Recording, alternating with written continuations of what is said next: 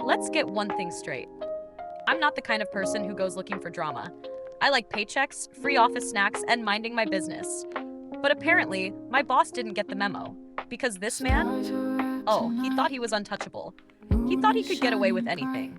And for a while, he did. Until he messed with the wrong employee, aka me. And let me just say, I don't start fights, but I do finish them. Buckle up, because this office horror story, it has everything. A sleazy boss who thinks he's a king. A workplace so toxic it should be declared a biohazard. And the sweetest, juiciest revenge you've ever seen. So let's talk about my boss. We'll call him Todd. Todd was that guy.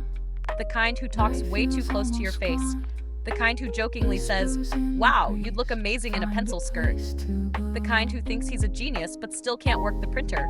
And from the moment I started at that company, Todd made it very, very clear that he liked me too much. At first, it was subtle, little compliments that made my skin crawl.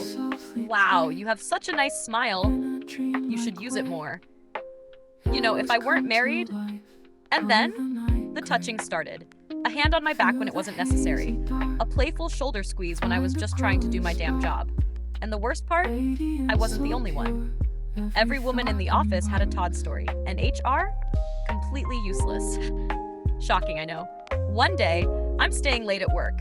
Just me and Todd, and he walks over to my desk with this smug little grin. "You're so hardworking," he says.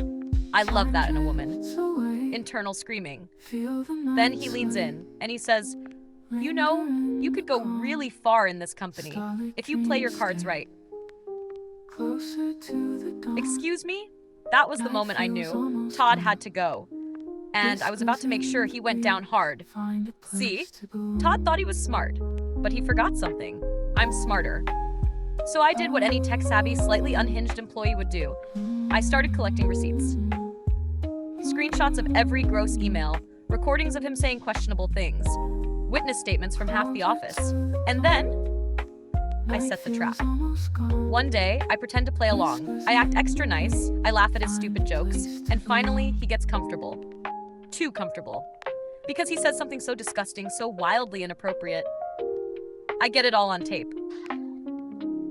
The next day, I walk into HR like I'm a lawyer in a courtroom drama. I drop a folder thicker than a Cheesecake Factory menu on the desk. "We need to talk about Todd." HR's first reaction?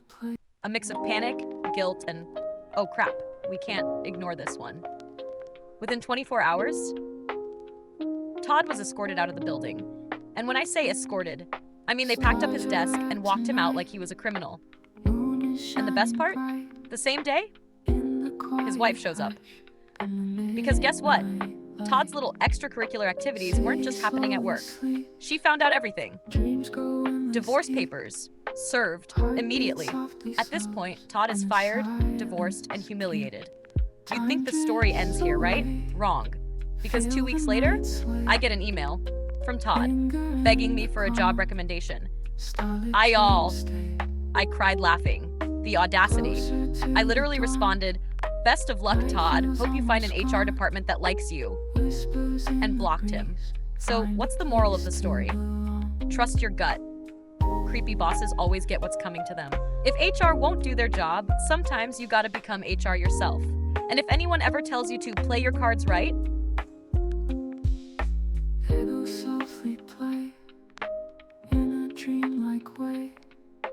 Shadows come to life, color the night gray. Through the hazy dark.